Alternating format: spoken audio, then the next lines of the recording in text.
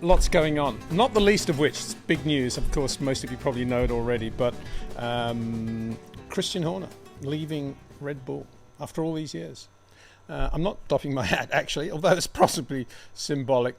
Yeah, big news. Only happened a few minutes ago, but he's being temporarily replaced by Laurent Mekies, who's done such a good job as team principal at Racing Bulls, and Christian out is what I hear.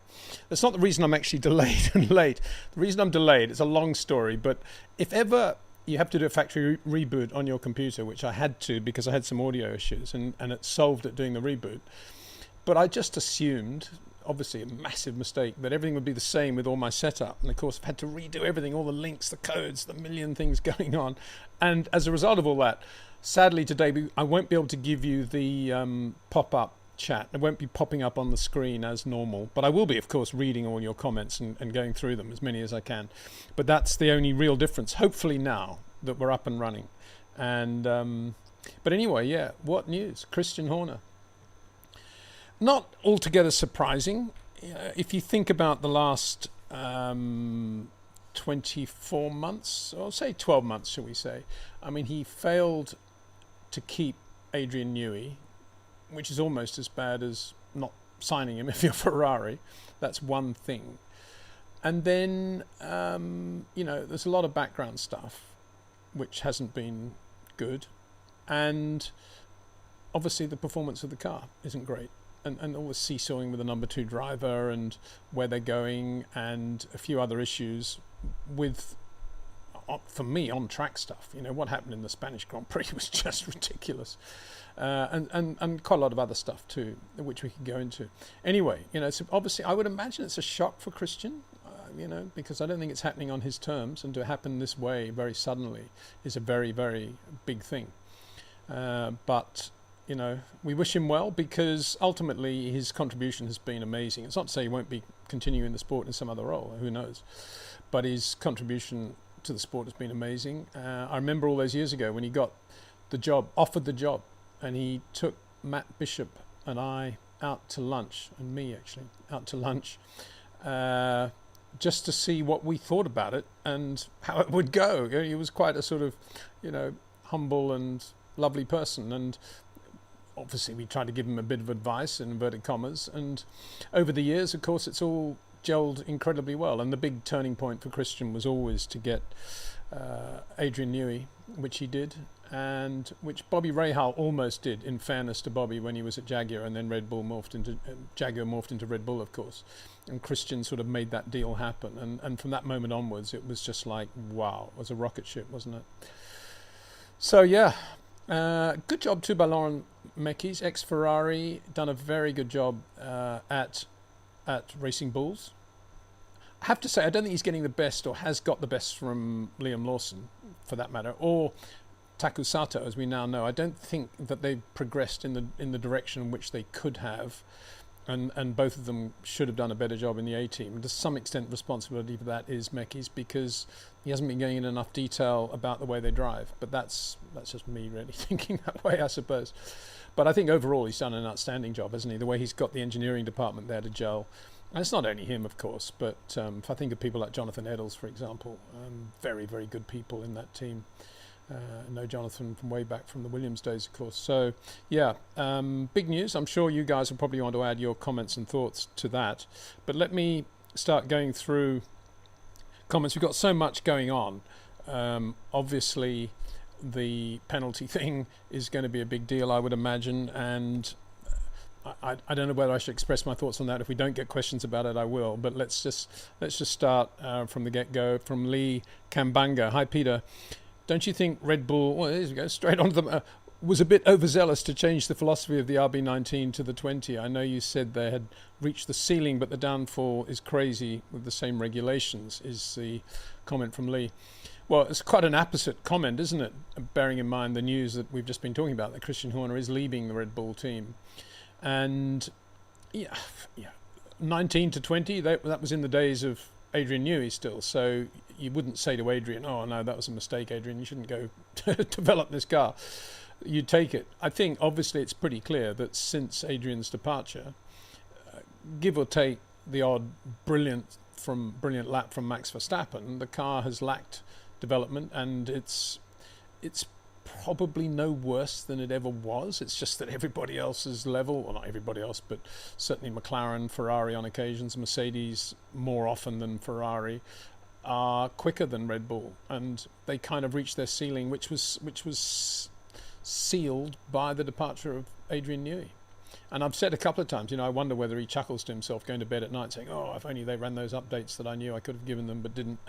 I think it is as simple as that to some extent. It's all about human beings and people, and using good people well and good facilities well. And yes, they've got great facilities at Red Bull. Yes, they've got good people. But when somebody like Adrian leaves, it is a big deal.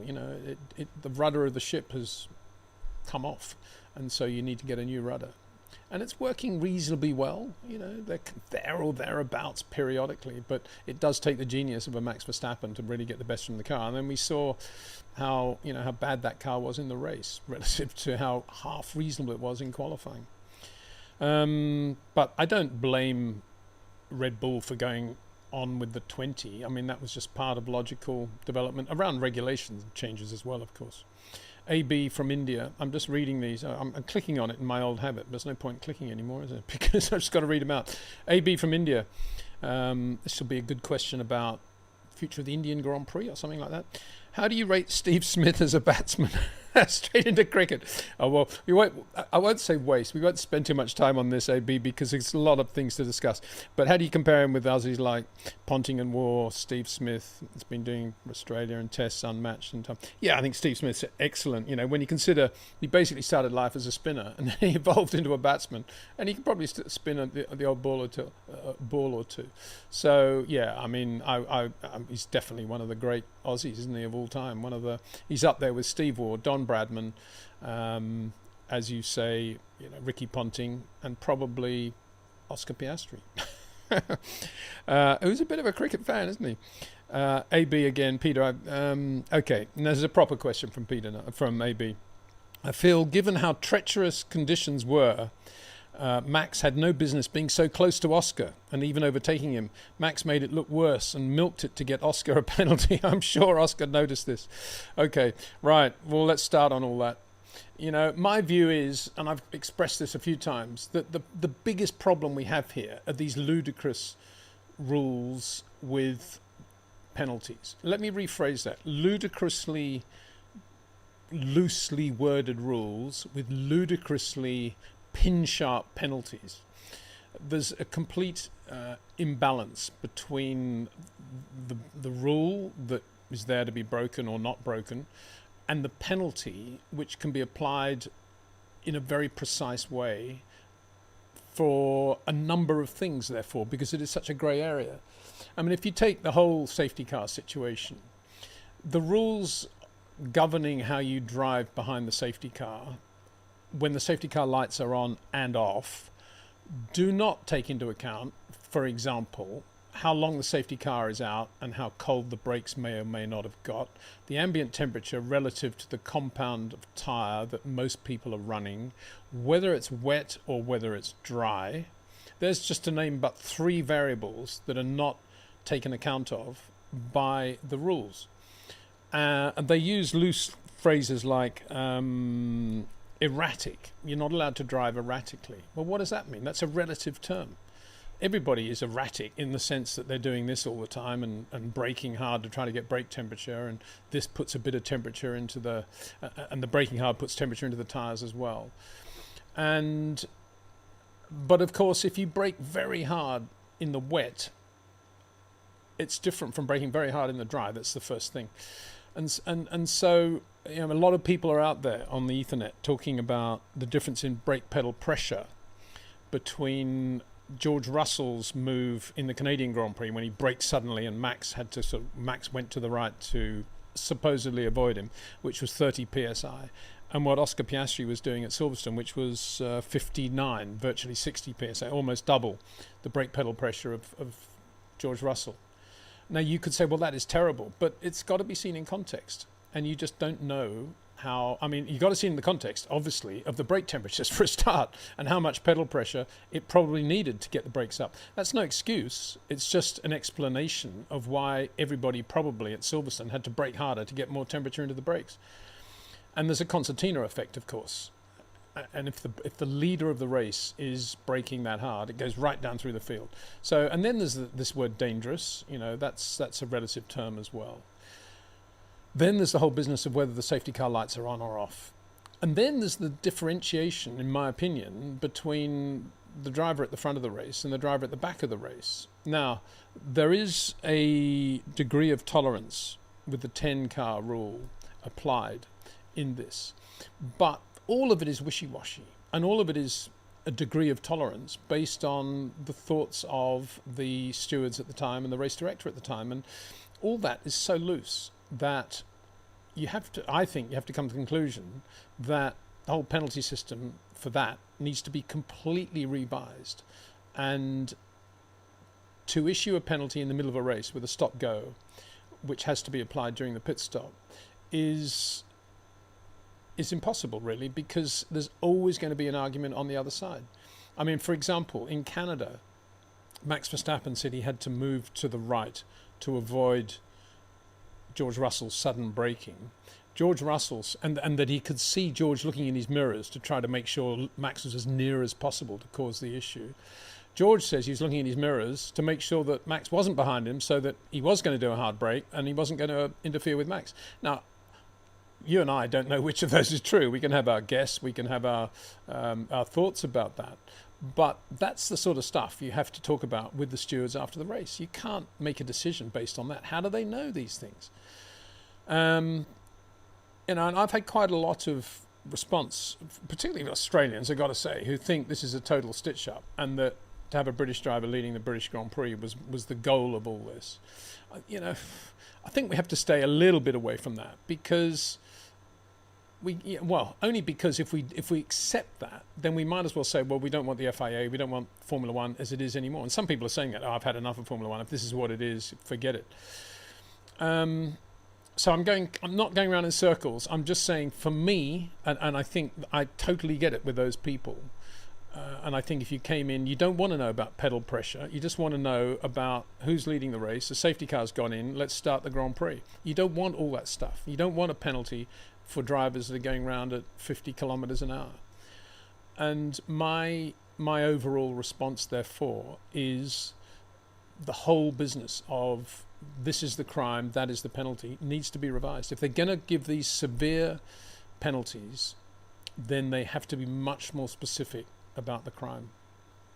And I'm afraid it applies also to many other things. You know, this also applies to Oliver Behrman and his shunt and the penalty he got, which was pretty draconian as well, in the context of what Kimi Antonelli did at the previous race, also with cold brakes. Different thing. It was in a race. It was worse, much worse. And took out Max Verstappen, could have taken out more cars, and got a 3-place grid penalty at the following race, whereas Oliver got a 10-place grid penalty just because it was the pit lane. I mean, there's absolutely no logic in that. And if they're so paranoid when the track is red about keeping speeds down, then they need to have a virtual safety car situation as soon as the track goes red. It just needs to be obligatory. Why don't they do that? So there's no discussion about how quickly you can go or not go. So I was never a fan of all these sporting rule regulations coming in the first place. And I'm certainly, therefore, not a fan of all the ridiculous penalties that are applied in this way. And just making them visible, as the FIA have now done recently, is no excuse. It's just like saying, oh, well, you know, we know it's not very good, but now everybody knows about it. Don't blame us. You know, that's not correct either. So to me, it all needs to be looked at. Okay, what are we? Marina Nora Rodriguez Huiz. Hello there. Hi, Peter. Hope you're doing well. Yep, very well, thanks. Since last Sunday, I've read so many times that Charles is no good in wet conditions, and having been a fan of yours for a few years now, I don't believe you agree. ...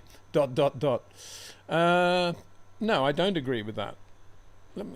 Is he not good in the wet?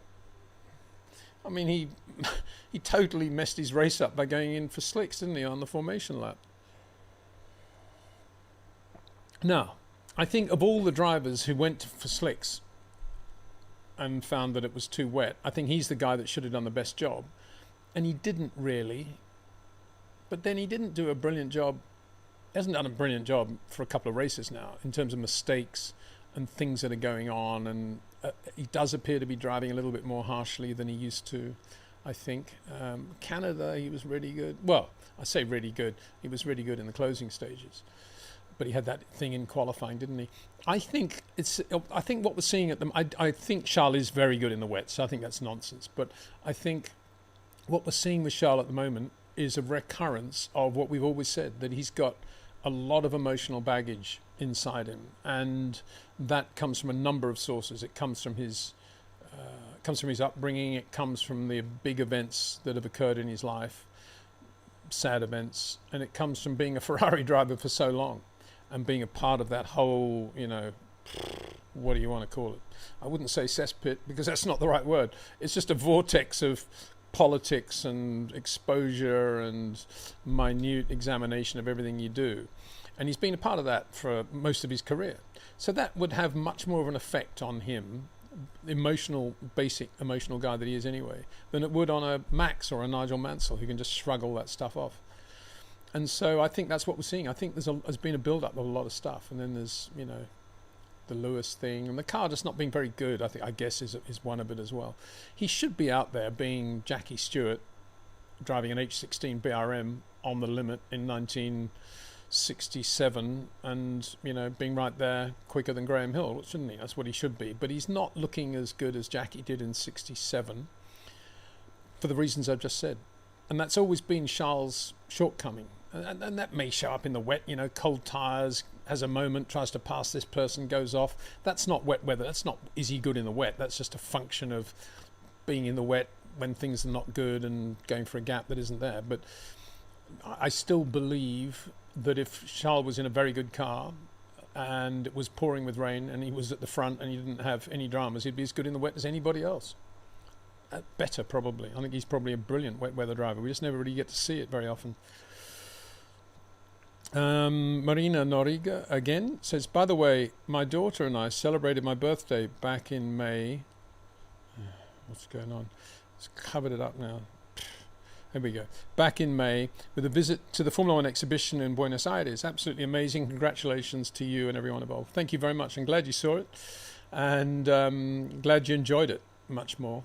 And I'm going to be doing soon, very soon, it needs to be almost next week, I think, and I'm away. I'm going to be sort of trying to relive as much as I can that amazing week in July in 1980 when Carlos Reutemann finished third in the British Grand Prix and then third in the Côte d'Azur Rally in the same week. So he's on the podium for Formula One and the World Rally Championship in the same week. Amazing. Carlos Reutemann. In the Williams, of course, at Brands, and then in the factory Fiat 131 Arbath, teammate to Walter Roll and Attilio Bettiger. And Roll won it, Carlos was third, beaten, and P2 was Hanno Mikkola in a Mercedes. It was a very quick car in those days in rallying, and he beat a lot of really good people. So yeah, it was an amazing event for Carlos Reutemann.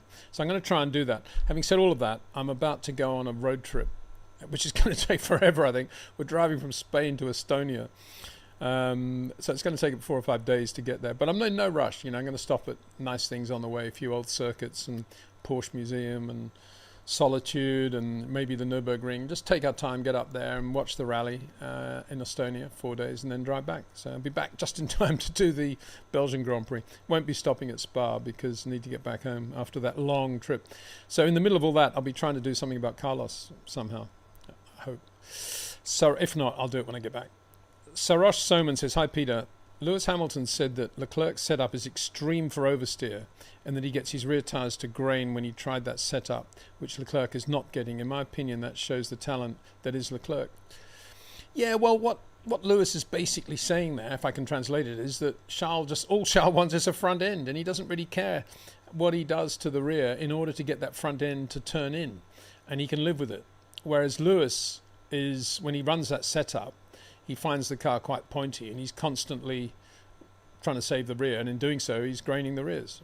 So, but I don't know how recent that comment was from Lewis, because to me, there was a little bit of a turning point for Lewis at Silverstone. He did seem to be turning in a little bit earlier into the slow corners, and he looked to be enjoying the front of the car more than he has, or using the front of the car, let's say, more than he has at any time so far this year, and indeed last year as well at Merck.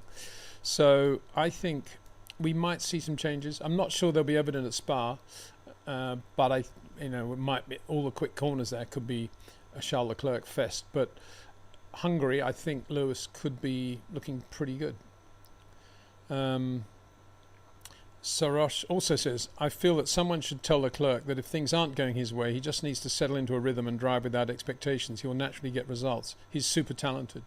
Yeah, well, but are there people out there to whom he listens? I don't know.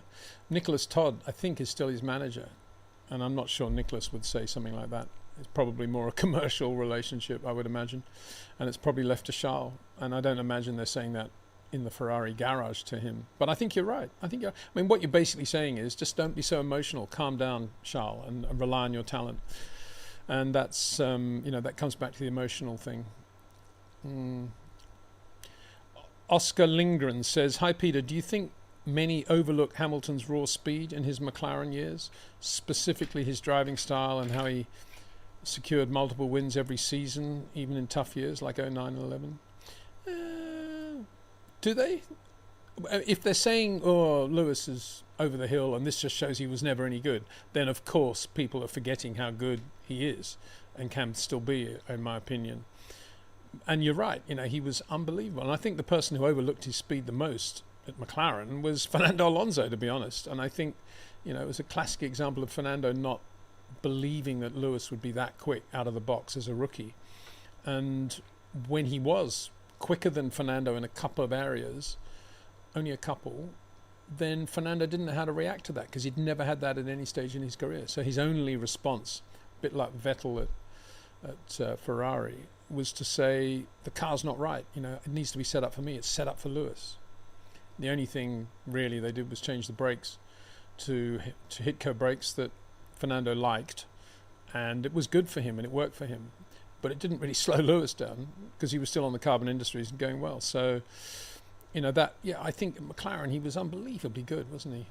Well, before that, if you looked at him at any stage of his career, whether it be Formula 3, GP3, Formula 2, he was phenomenal. And right up until beginning of 2022, he remained phenomenal. Obviously ups and downs, particularly in the Nico year, but generally phenomenal and still quite capable of delivering. He didn't look far away from the old Lewis at Silverstone, I thought. Not bad at all. Not brilliant in the early phase of the race, but, starting to dance with the music again, which was good. AB, press this thing again, reflex action. For Leclerc, a lot of Leclerc questions, interesting, isn't it? For Leclerc to be champion, or even being considered as one of the all-time greats, he needs to leave Ferrari and join a cutthroat team like Red Bull, where no matter what, will get the job done. He's too comfortable at Ferrari. Well, maybe. I think he's a bit too confused at Ferrari more than comfortable. But I agree with you. I'd love to see him in a Red Bull. Love to see him in a Merc, in one of those more disciplined British teams. McLaren even, if there was ever room. I think he'd be fabulous there. I can't imagine if he was available that any one of those teams that I mentioned wouldn't look at it. Obviously, McLaren have got their two guys.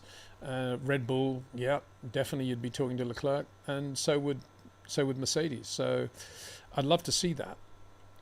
I'd love to see it. I'd love to see him at Red Bull, actually. I'd love to see the new Red Bull, Lauren Meckies. Those who are just joining us, Christian Horner is leaving Red Bull, replaced temporarily, possibly permanently, by Laurent Meckies from Racing Bulls.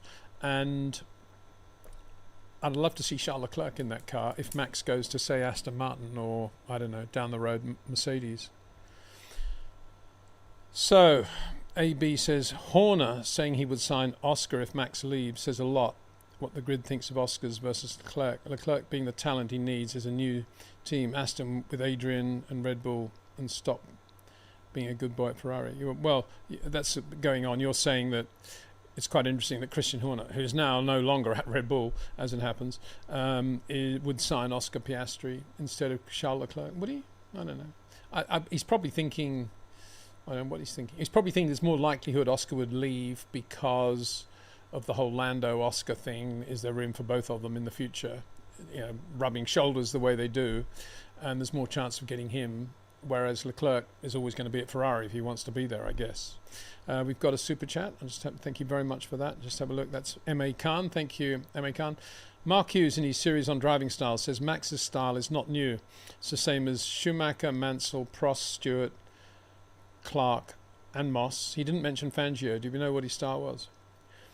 Well, he's absolutely right about all of that. And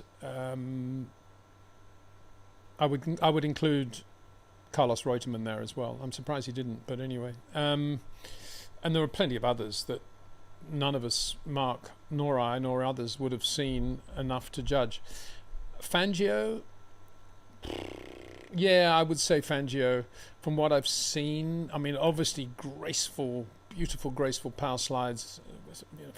Maserati 250F, 957 are the sort of famous pictures. You don't see the same sort of graceful power slides in the 54, 55 Mercs, but that was a different car and less able to do that. But talking to Sterling about Fangio, he was, and I was talking to him once about this whole business of getting in early, and that's where it all happens. That first phase of the corner, he said Fangio was exactly the same. So I can only quote Sterling on that. The pictures we see, the moving footage we see of Fangio doesn't give enough, for me, has never given enough information really to be specific about that question. But for me, Fangio, I'd take Sterling at his word there, so I'd put him up there as well. But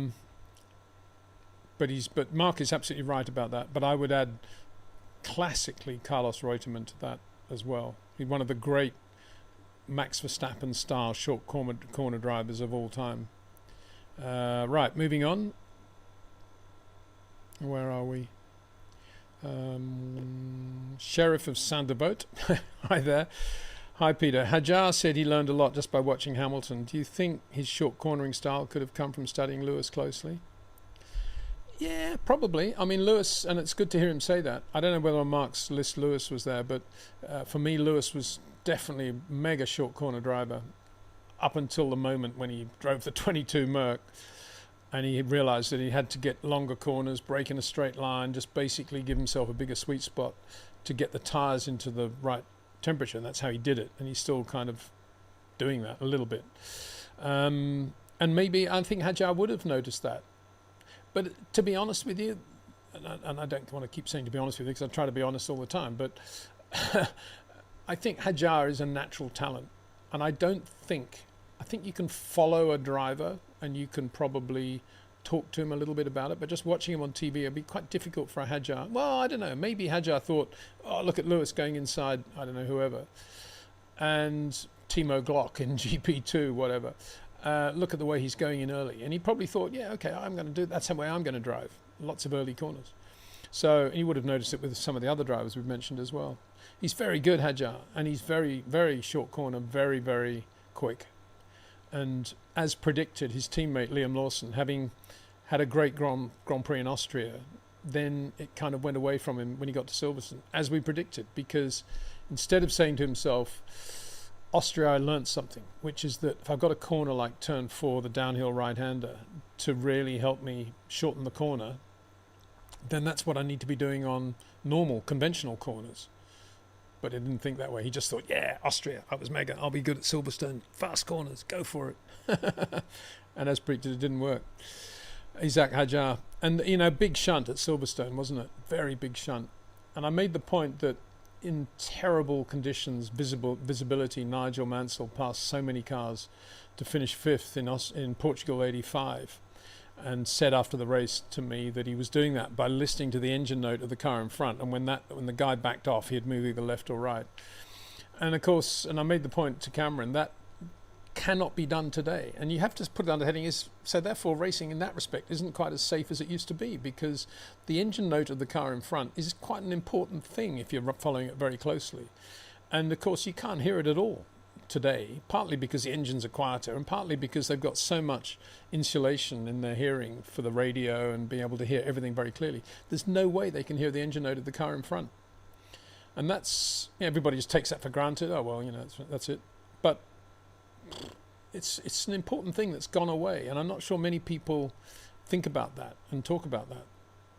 I'm not sure what the solution is. Solution is to go, and I say this in the context of Toyota, 2 years on with the development of their Rally 2 hydrogen-powered car, are going to be actually running it in one or two stages of the Rally of Finland, with Juha Kankinen driving it, the deputy team principal, mega, and this is a great thing. It's virtually zero emissions, but it's a normal internal combustion engine making all the normal noises with hydrogen fuel. And Toyota alone, well, not alone, but they're the ones that have really gone out on a limb and said, this is, for us, this is the future. And from a motorsport perspective, where we all love noise, it's a great thing. And the day Toyota announced that this hydrogen car would be rallying was also the day that I was talking about Isaac Hadjar not being able to hear the engine note of the car in front of him and having the big shunt at Silverstone as a result. So I think, it's such a shame Formula One is going to even more electrification, quieter engines even more. I think it's a shame. For me, it's all about noise. Well, to some extent. I don't want to my hearing's not too bad for my age, but, it's not good.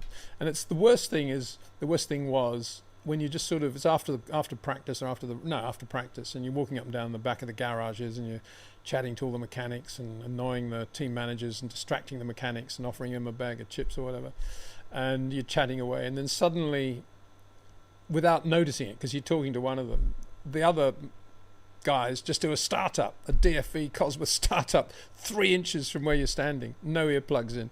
That's what gets your attention, and that's when your hearing is in trouble. So there you go. Alex G. Hello, Peter. I hope you're fine. Yeah, I am. Thank you very much. Do you agree on my thought that Oscar will come back much stronger? Well, yeah, and I made that point in the video. I think this is a bit of a turning point for the Oscar Piastri World Championship bid against Lando Norris, because he was well fired up by that, and I think Oscar in his first year in that situation at McLaren probably would have said, oh, okay, but this is year 2 and he's got a real chance of winning the championship. And I loved his reaction. He was never going to get that out of McLaren, but I thought it was good how he made it public. Okay, but I disagree with that 10-second penalty, and I think the team should be behind me on that, and therefore we should swap positions and race to the finish. Yeah, right. They were really going to do that, Oscar. But I give him 4 marks for trying on that one, definitely. So, Pratik Baroli. Hi, Peter. Are the wet tires useless now with the spray from the cars rendering very low visibility? Well, I don't know. I mean, it's the cars as well. It's the floors. It's the diffusers. It's not just the tires. And of course, Pirelli are in a difficult situation with the tires because if it's super wet, they tend not to run. And so the wet, extreme wet tires rarely get used. And then if you're doing an intermediate, you got to have a tire that's not bad in damp conditions when it's only drizzling, and got to be quite good when it's raining and they're still running. There's a big bandwidth of grip level that they have to cover with that intermediate tire. So it's a difficult one from their point of view. And I don't know what the answer is, other than that if it was a tyre war and we didn't have a tyre monopoly, of course you'd have, and then the regulations then freed up, you'd be able to build more different types of tyre. You'd have an intermediate, semi-intermediate, semi-slick, semi-wet, half-wet, quarter wet.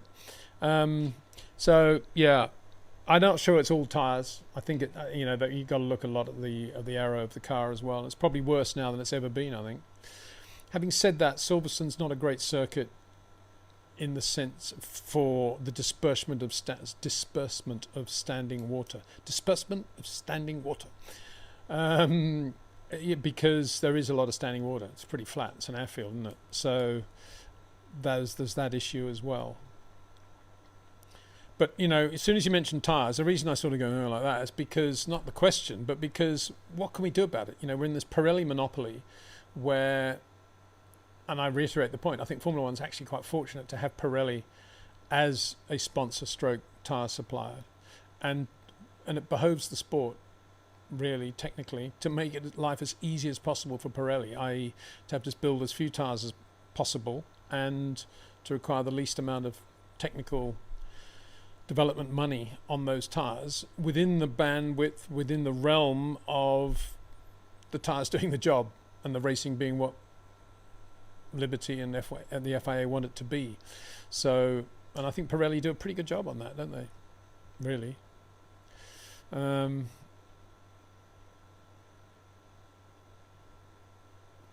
Patrick Barol also continues, I also didn't quite understand the idea of a formation lap behind the safety car.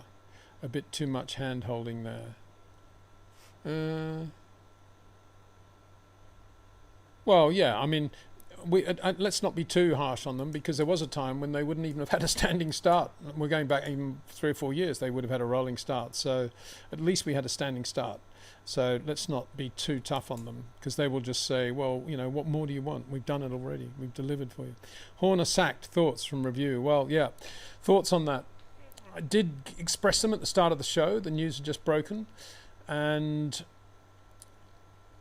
yeah, for me, there's a lot of unnecessary background stuff been going on with Christian. You're in that position. Obviously, it behoves you to, you know, to keep everything as clean as possible, and that was obviously not a good thing. But we all make mistakes, so who are we to judge? I suppose would be the right response to that. Beyond that, though, I think any racing person would know that if you're Christian and you've done a good job to hire Adrian Newey and keep Adrian Newey all these years, then to lose him is not good. You know, that's keeping him is keeping him, losing him is losing him. And I think that's the biggest thing. You know, if Adrian was still there, I think Red Bull would be a different team, different car. Max would have won more races and would be looking a lot stronger in the championship. I'm not saying he would be winning the championship, but I think there'd be a better team. And he's not there, and that's part of the problem. And other people have left too, you know, good people like Rob Marshall. So we'll see. I mean, I think also the whole Honda thing's been a bit strange, isn't it? Because I'm not saying this was Christian's fault or should reflect on Christian, but equally you have to question the whole thing, don't you? Honda doing their usual thing of deciding to pull out and then very quickly coming back in again with Aston Martin, as if there's some sort of subplot going on there, leaving Red Bull with a Ford deal around their own engine development program. So, you know, you could argue that really Christian should have ensured they had a seamless transition from 25 to 26, retaining Honda, and that didn't happen. Again, you know, I'm hesitant to say that's all Christian's fault. It might have been completely out of his hands, and it might be one of these classic Honda things where they just do things at the spur of the moment and then change their mind, like certain politicians out there. But you know, the main thing for me would be the Adrian thing, and a bit of a mess over the second driver too, isn't it? You know, the whole Checo Perez thing, will we keep him, will we not? And then replacing him with somebody who's clearly not as good as Perez twice over now, Yuki as well. And as I said at the time, you know, Perez, not the greatest driver when it comes to understeer, but pretty good when it comes to power application and looking after the rear tyres, but above all brings a lot of money to the team and is a good bloke. So why not keep him, was what I always thought, and they didn't. Again, whether or not that was Christian's decision or Red Bull's, I don't know. But I think it'll be a different team now, won't it? It'll be Laurent Mekies at Red Bull. They've probably got a worse car than Racing Bulls. So, you know, Max won't be happy. Well, maybe Max will be happy. I don't know. Maybe he's been wanting to see the back of Christian. I just don't know. I'm just speculating on that. But this might be, you know, Max's thing of, well, you know, we'll see how it goes. Give it another year. Ikena Ikiwi. Hi, Peter. If you were to put Max and Yuki in Racing Bull or a bog standard Formula 1 car, what do you think the gap over one lap? I know it's difficult to say. Well, it's only difficult to say because it depends on the car. It depends on the car. If it's an amazing car with phenomenal grip front and rear relative to the opposition and great balance, I think Max over one lap of a circuit like, say, Silverstone would be, I don't know, 0.2 quicker than Yuki. But if it's a car with imbalance and maybe a bit of bouncing and a little flick oversteer, as we've seen, which in other words the car they had at Silverstone, then it's going to be 0.6, 0.7, because Max is just able to create a sweet spot that he can use in order to adjust the pedals at exactly the right rate for the variables around him. A very good point is pole lap in the dirty air of Kimi Antonelli going into Copse. He lifted just the right amount to get the car absolutely perfect, and he was still quickest. When everybody says about Max is running so much, took so much wing off for qualifying, and that's what hurt him in the race, don't forget that he was quickest through Copse Corner in qualifying with no wing, if that's how you want to phrase it. Unbelievable. That was just astounding to me. Again, from the same person, Ikenna. Also, why have Pirelli struggled with the production of a good wet tyre over the past couple of years? We've had diffusers for decades. It's absurd we can't race with full wets. Well, yeah, I mean, that's chicken and egg, isn't it? Because generally speaking, they don't race when it's so wet that they have to run full wets. And it's not because the full wets are not good enough. It's because of the standing water or the standing spray contained on a pit straight with the grandstands on one side and the pit complex on the other. Paddock Club. Blame the Paddock Club. So it's not just Pirelli's inability to make the tyres. It's that when it gets to be dangerous, what they consider to be dangerous, which is standing water, visibility, and unpredictability of the water movements, then they tend not to race. They send out the safety car. So from Pirelli's point of view, if you're sitting there if you're an accountant at Pirelli thinking, how much do we want to spend on the development of wet tyres, somebody's going to say, well, we don't use the wet tyres very much, and when it's that wet, they don't race anyway. So we're talking about the extreme wet. So, that's the situation they're in. So, where are we going now?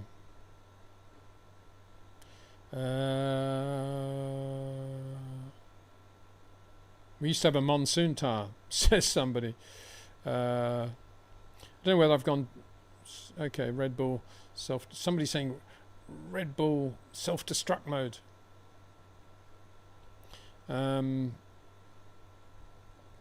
Red Bull, yeah, it's Wolf's Wondering says Red Bull in self-destruct mode. Oh well, maybe. We'll see, I suppose. I mean, the next thing will be Max announcing that he's going to go to Aston or Mercedes or something. And I was talking about the noise of the engines, and the Desert Kiwi, hello mate, says remember the V8s at Sepang, blown eardrums. Yeah, lots of laughs. Well, yeah, and those things were safe in a way because you could hear what the guy in front was doing, particularly in the wet. Bono Bronc, Peter knows you talked about Horner in the beginning of this live. Yeah, I did, but I'm happy if people aren't going to watch the whole thing. That's for sure. So I'm happy to reiterate it. I think Christian Horner's he's had a good innings. He probably needs a rest. B, he's got a big court case coming up, I think, over that whole business, the private life business that I won't go into. And thirdly, which is not good, though, for somebody in his position, obviously. And thirdly, the whole Adrian Newey thing and collapse of performance of the car, not good, eh? And I think, there's some... I think also you got to add letting Jonathan Wheatley go. I think that's part of it. Why didn't Christian do a better job of looking after Jonathan Wheatley and promoting him? And I think it's a sign of weakness in a way of your weak management anyway, when you don't promote somebody who's doing an extremely good job. And you tend to think, oh no, I don't want to give that guy too much power because, it might affect the way people think about me or whatever. I'm not saying for sure Christian did that, but I find it very odd that Jonathan Wheatley, who was just part of Red Bull as Christian Horner was moved to make that change to his life and go to Sauber, and what a great job he's doing there, based on all his great racing experience. And I don't know, to me, if I was in Christian's position, there's no way in the world I would have let Jonathan Wheatley go, any more than I would have let Dickie Stanford go when I was at Williams as team manager. And not that there's the same. Dickie Stanford is not Jonathan Wheatley, one different roles, but not that far apart actually. Both similar feel, very simple, approach to racing, uncomplicated, not simple, uncomplicated. Just get on with the job and get people working the right way, and not coming down on people if something goes wrong. If you take a risk and you try something and it doesn't work, in racing you have to say, okay, it didn't work, no problem, relax. And you don't want any shouting and screaming. You don't want recriminations. And I think, you know, Jonathan's got that ability, and several others have. And anyway, go back to the point. I think Christian should not have let Jonathan Wheatley go. He should not have let Christian Horner go. Sorry, he should not have let, getting so many Christian Horners here, should not have let Adrian Newey go. And I don't think he should have replaced Perez either. So there we go.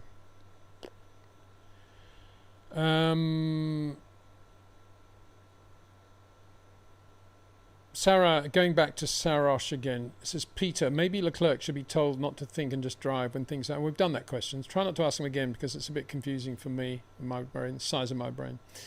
The Desert Kiwi, Oscar's faster than Norris. Yeah, I'd go along with that. Yep. Okay. E-Ride Ibiza says, hit the like button, people. Thank you very much. That's very kind. Thank you. We used to have a monsoon tyre. Yeah, we did. So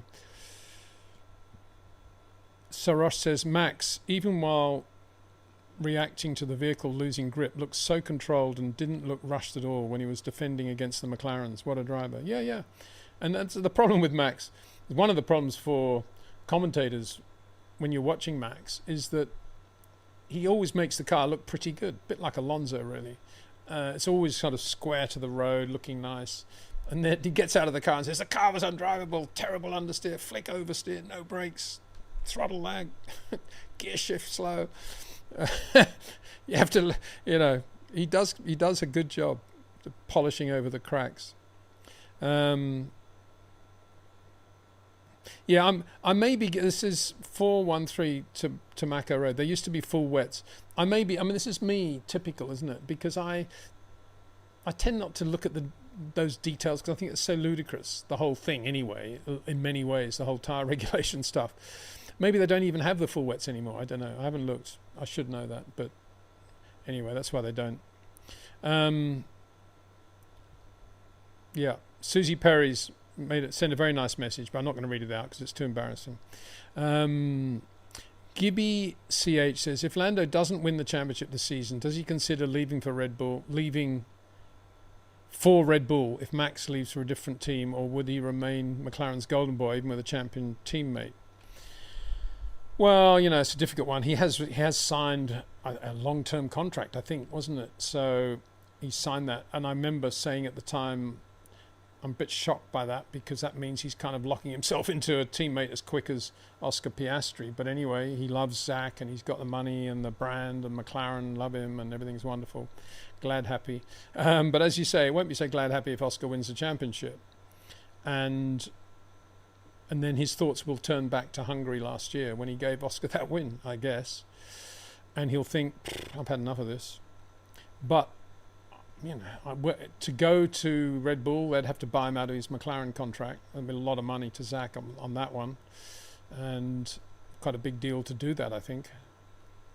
I think McLaren are quite capable of saying to Lando, if he does lose to Oscar, oh, yeah, it'll be your championship in 26. But of course, hollow words, because who knows what the McLaren's going to be like in 26 any more than we know what the Ferrari or the Mercedes or the Red Bull are going to be like in 26. Completely new regulations. Should be okay. Mercedes engine, you know, difficult to imagine them getting it completely wrong. But nonetheless, he's still got Oscar Piastri to beat in the other car. And if he's beaten him this year, he's going to beat him potentially the following years as well, isn't he? S-Space Ghost says, how is Max going to handle the pressures when they ask him about Horner? I think he's going to say, well, you know, I wish Christian all the best. We had a great time, great era. And I thought to thank him very much for all he's done for me and for the team. And we wish him best.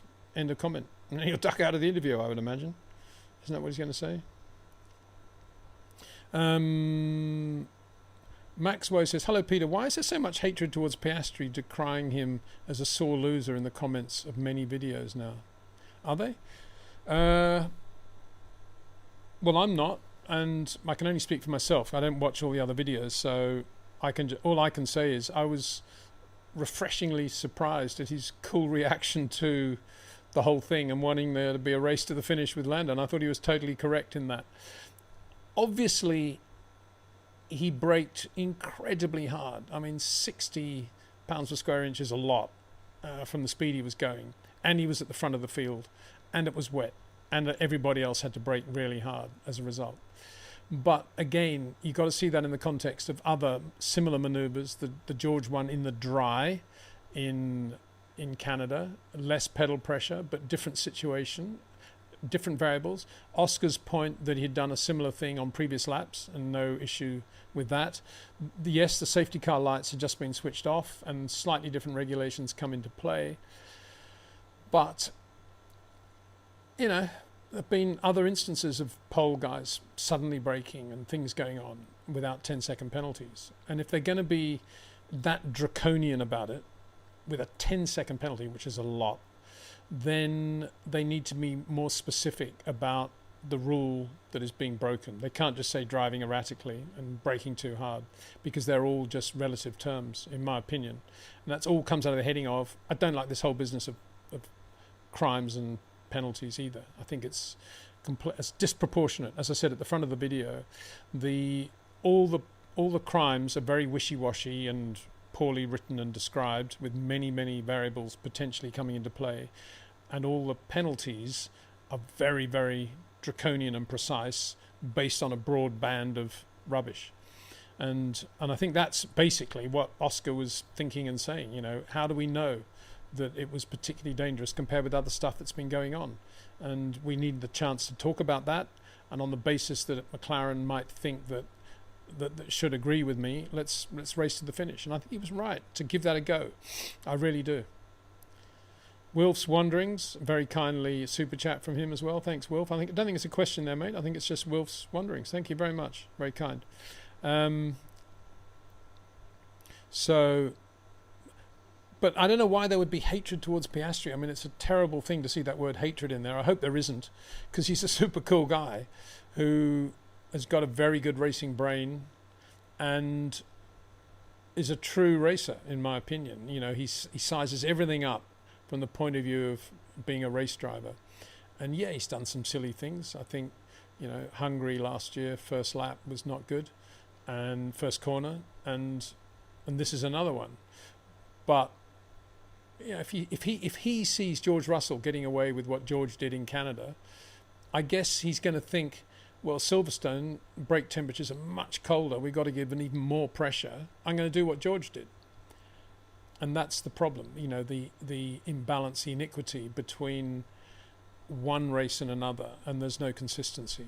And the fact that the English driver won the British Grand Prix as a result probably has brought a whole new fan battle war, created a new fan war, whatever. So it's not good. Not good at all.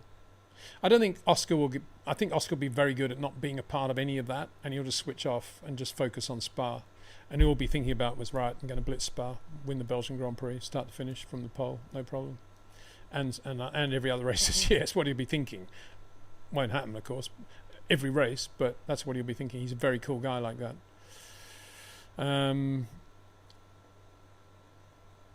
Siddharth Garg says Max is going to 100% stay with Red Bull now. Really? You think there was that much bad blood between Max and Christian Horner? Interesting. Well, we'll see. We'll see. Is there that much love for Laurent Mekies? And does he think Laurent's going to be able to get Adrian back to Red Bull? Imagine if that happened. Imagine if Laurent goes to Red Bull, goes into Christian's office, and a day later they announce that Jonathan Wheatley and Adrian Newey are both returning to Red Bull, and Honda. They're cancelling their engine program with Aston Martin. They've signed a new 10-year deal with Max Verstappen, and they're keeping Honda, Adrian, and Jonathan Wheatley all at Red Bull. Yeah, right. Avic says, AVVC says, okay, Horner will be at Ferrari before you know it, replacing Freddie Vasseur. Well, yeah, maybe they think a little bit the way they thought, well, if we get Sebastian Vettel with his 4 world championships, he's bound to win 4 world championships for us, and didn't. they're probably thinking, well, if Horner's won 27 World Championships or whatever it is, he's going to win the same number for us, even though we've got the same car and the same engineers. But Horner's a magician. Maybe they think that. So, Ryan Murphy thinks he's off to Cadillac, and they will try for Oscar at Cadillac. Wow. Tomako Road 143 says Red Bull are going to make their own ICE machines next year. Well, yeah, as they do now, but they do it in collaboration with Honda, and next year they're doing it in collaboration with Ford. But of course, yeah, it's all done by Red Bull, as in their powertrain division, run by Phil Prue, good man, ex-McLaren race engineer, was at Mercedes then for quite a long time, and now he's at Red Bull, so he's a good man. Mahir Anand, what do you think about Max going to Mercedes? Yeah, I think it definitely would be on, if you're Mercedes, you'll definitely be out there talking to Max Verstappen, for sure. If you're Max Verstappen, you'd definitely be talking to Mercedes whenever they want to talk to you. Now, as I've said before, logically, nobody knows what is going to happen in 26 in terms of the scale of power of the teams. Who's going to be quick? Who's going to be slow? The odds are that Aston Martin will have a very good car. The odds are that Mercedes will have a reasonable car, probably a good one. Therefore, McLaren will as well. Ferrari maybe, a bit more of a question mark, I would think.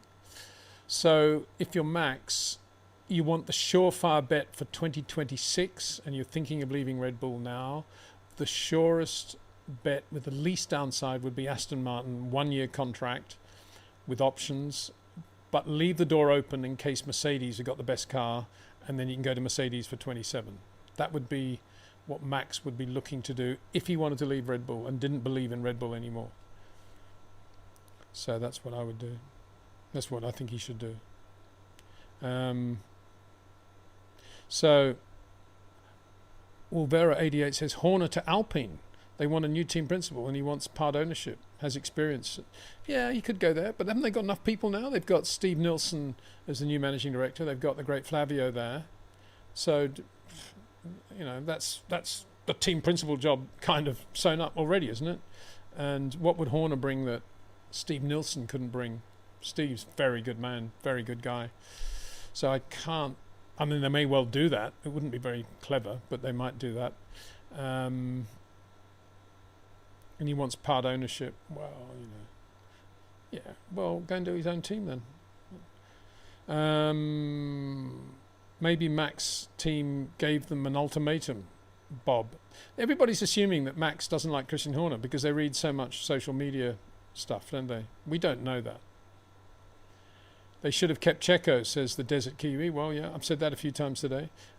Gent next door. I don't want Horner at my beloved Ferrari. The man has no principles. Okay, well, there you go. 35, meaning Joss. Okay. Athkumar Nair, why with media effect? Isn't a bit disrespectful?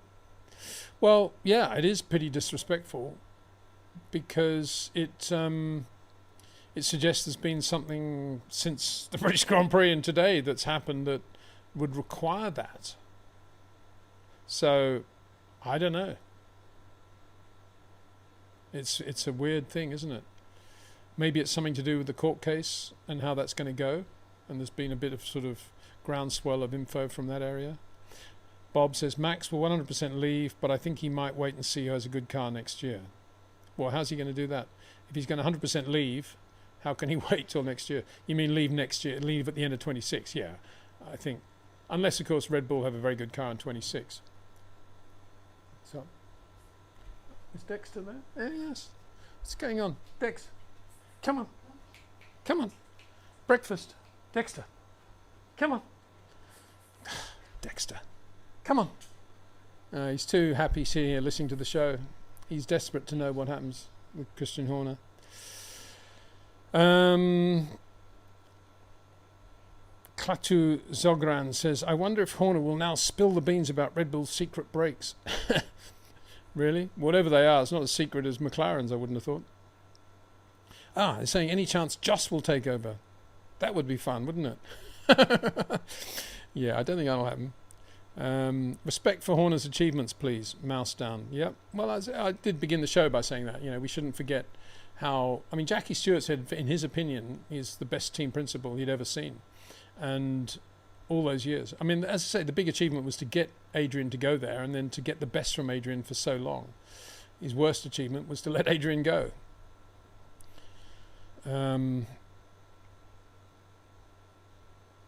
Why has Alonso struggled so far this season against Stroll? That's a good question.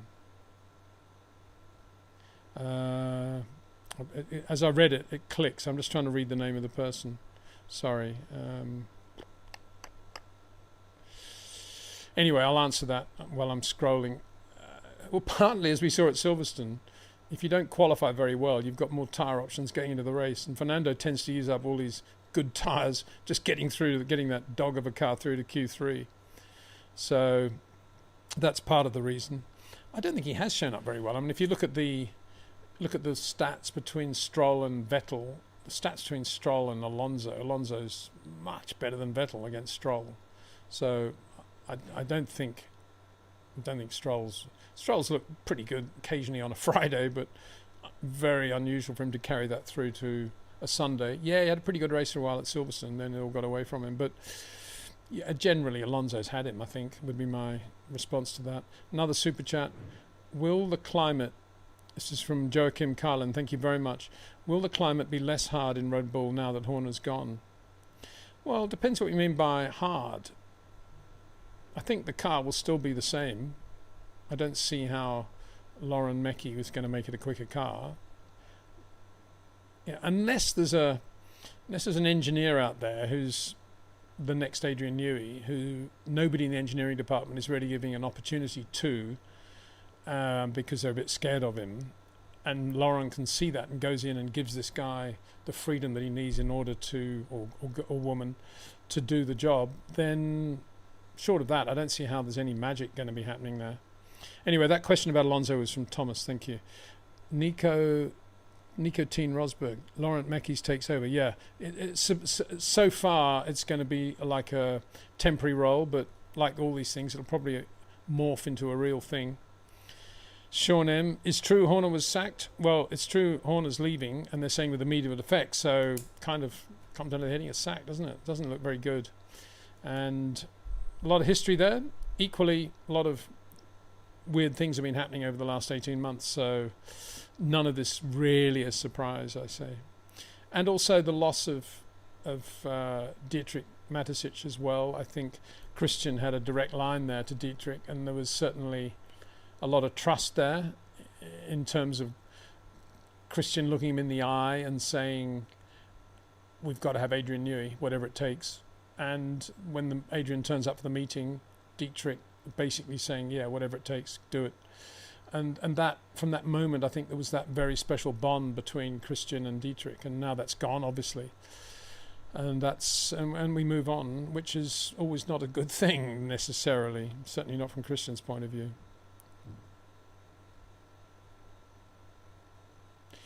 Momika Baba says, I'm not sure if this has been answered, but in your podcast with Cameron, you said that you thought Oscar's penalty was unfair. Do you think he still should have been penalised in some way? Thank you.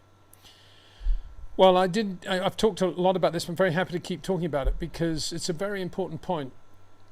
A lot of people out there thinking that it's rigged and the penalty was given at the wrong time to the wrong driver, and that as a result of that his teammate went on to win the British Grand Prix and it's all rigged and they've lost interest in the World Championship. Quite a lot of people, I mean, got a reasonable number of contacts around the world now, quite a lot of people saying that to me, this is disgusting, and most are making the point that what he did was really no different from George Russell's manoeuvre when he was leading the Canadian Grand Prix with Max behind him behind the safety car. Of course there was a difference in pedal pressure applied. One was 30, one was approximately 60 psi, so double in the case of Oscar Piastri, and it was wet, so you could argue it was even more dangerous in the Oscar situation because it was wet, there was less grip, and braking hard like that concertinaed right down through to the back of the field. Everybody had to brake hard as a result, so it was a dangerous maneuver. Not dangerous, it was a maneuver definitely worthy of probably a penalty, yeah. But you have to see it in the context of other manoeuvres and other things that drivers have got away with lesser penalties. And this is, and I began my video, began the live stream today, saying the problem we've got is that we've got all these potential crimes, which by definition, if you try to imagine and describe every potential crime that could take place in a Grand Prix, you're never going to do it, because there are so many grey areas, so many things different from circuit to circuit, so many things in there changeable because of the weather or the track conditions or the tyres that are on, whatever it is. There's a million things that can change. And yet on the other side of the column, you've got all these penalties, which specifically cover about 9 different potentialities. And that's, to me, completely wrong in the sport. We shouldn't have that. And if Kimi Antonelli can get a 3-place grid penalty at the next race for on cold brakes locking up and taking out another car on the second proper corner of the Austrian Grand Prix from high-speed braking, and basically get a relatively lenient penalty, why did Oscar Piastri get a 10-second penalty when he's behind the safety car, basically doing 50, 60 kilometers an hour, actually, by the time he'd done his braking? And so that to me, there's definitely an inequality there. And you could argue, I think, that we've had this rule now that if you come in, once the penalty's been given, a time penalty, and you come in for pits, it has to be served in the pits. Then it's done and it's over. There's no discussion. Why couldn't they have said, 3-place grid penalty for Oscar Piastri at the next race? This will be looked at by the stewards after the race, open to appeal. Why couldn't they do that on the basis that a similar thing had happened with George Russell in Canada? And I think that is the point. And Oscar also made the point that he'd done a similar thing on previous laps and nobody complained about it at all. Yet now the lights were off on the safety car. It was a different thing. And the rules are slightly different. You're not allowed to drive erratically and all this stuff. But, I think it's the inequality from one race to another, from one incident to another, that is the bad thing here, the wrong thing here. And so I don't say it was wrong for Oscar to get a penalty. What I say is that the system is wrong, and it shouldn't have been a fait accompli the way it was. Something like that. When you're leading a Grand Prix like that, and it's wet, and there's all sorts of things going on, and the other side of the coin is you don't brake that hard if it's wet because there's less adhesion. On the other side of the coin, the brakes are even colder, so you do need to give it more brake pedal pressure to get the brake temperatures up. And then again, there's all that business of the safety car anyway. I know this is a fairly existential point now, but we have safety cars in Formula One basically because back in the day it was felt that it was a good way of bunching up the field and restarting the race, and it was great for the fans, great for television. Another restart. Even though Oscar early on was leading by 15 seconds or something, and just saw that 15-second gap disappear overnight because it was the first safety car, or maybe it was even in that safety car period. He was at a big lead at that point. Why don't they use the virtual safety car more? None of this would be an issue if they use the virtual safety car more. Now, we tend to think in this super safety conscious era that we put the safety car out because it's a really difficult, bad situation, and it's going to take a long time, and it's very dangerous for the cars to be going around even in virtual safety car mode. Well, reduce the speeds or do whatever. What's going on at the moment is clearly not working because there are so many grey areas of what is erratic, of what is dangerous, of how much you're allowed to brake, of how much you're not allowed to brake.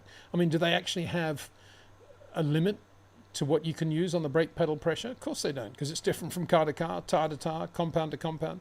You couldn't do that. But if they're going to be precisely give them a 10-second penalty, it's got to be against something that's relatively precise as well. And to me, the virtual safety car thing works really well. And I suspect the main reason they don't use the VSC more often is because they don't think it's quite as good for television. They don't think it's as dramatic as a safety car restart. And that's wrong. They shouldn't put the show in front of what is actually best for the sport. I think virtual safety car is a brilliant thing, and they should use it more. That's my opinion. Obviously, you can still bring him in the pit lane there, and you'd still be subject to the pit lane speed limit under VSC. Don't need the safety car to do all that.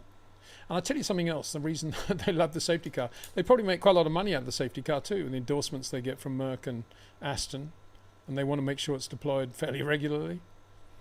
Not good, is it? Use the VSC more.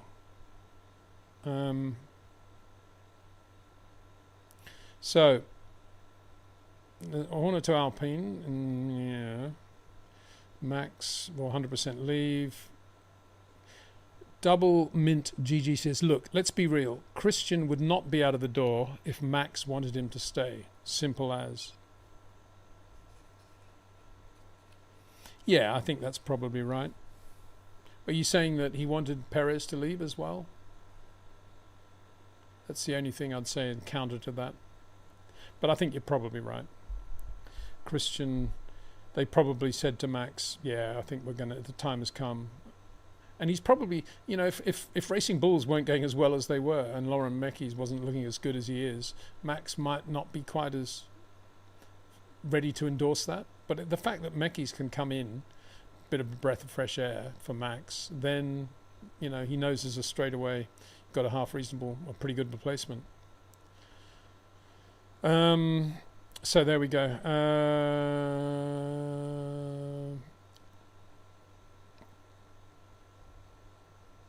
Okay, and I'm getting. So Alex M says, Peter, on your way to the Nürburgring, this is the road trip I'm doing starting tomorrow up to Estonia for the Rally of Estonia. We're not going to rush it. We're just going to take it easy, look at all the great motor racing sites on the way. And Alex M says, but on the way to the ring, you should stop at the Schumacher Kart Center in Kerpen, Germany. It's legit. I'll race you there.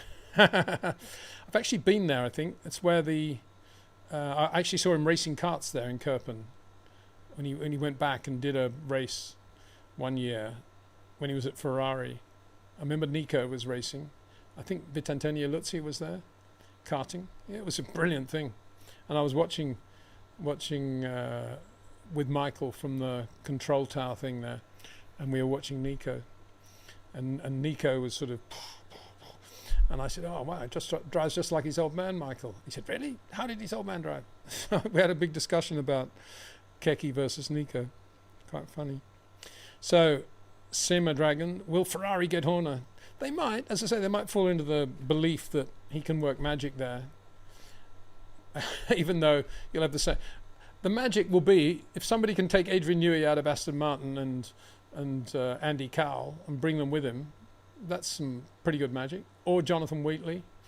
I mean, if I was Ferrari, I'd actually be trying to get Jonathan Wheatley right now. There's a bit of a link there, isn't there? Don't they use Ferrari engines still at Sauber? Yeah. So that would be the thing. If you're going to get anybody right now, you'd get Jonathan Wheatley to go to Ferrari. But I don't think he'll do that because he's very happy where he is. Did a slightly better job than Ferrari at the British Grand Prix with the same engine, didn't they? So Lewis Martin, it's a depressing question, says, is Formula One dead next year? No, it's not dead. It's all electrification, 50% electrified, much quieter engines. And we don't know who's going to be quick and who's going to be slow. It's going to be wonderful. No, it'll be all right. It'll be the same old, won't it? And there'll be some new guys in there doing well. The Isaac Hadjars and the Ollie Bermans. There's a thing for you. Ollie Berman is looking pretty good, isn't he? You got to think he's got half a chance at Ferrari at some point, going back to Ferrari, racing a Ferrari again. Paul Gilbert says, how much gardening leave will Horner have to take before he can manage any other team? I don't know. I haven't seen his contract. I don't think anybody else has. A few people will speculate about that. But I think when you are dismissed as of now, maybe it affects the contract, which specifies, this contract ends at this date, and beyond that date you can't do any work for. If you're just fired immediately, maybe it makes everything else null and void. I don't know. It'd be a good, unless you see the contract, you wouldn't know. Dan Marino says, hi from Texas. Hi there. Very sad to hear about all the floods there, and thoughts are with all families that have lost loved ones there. Terrible thing.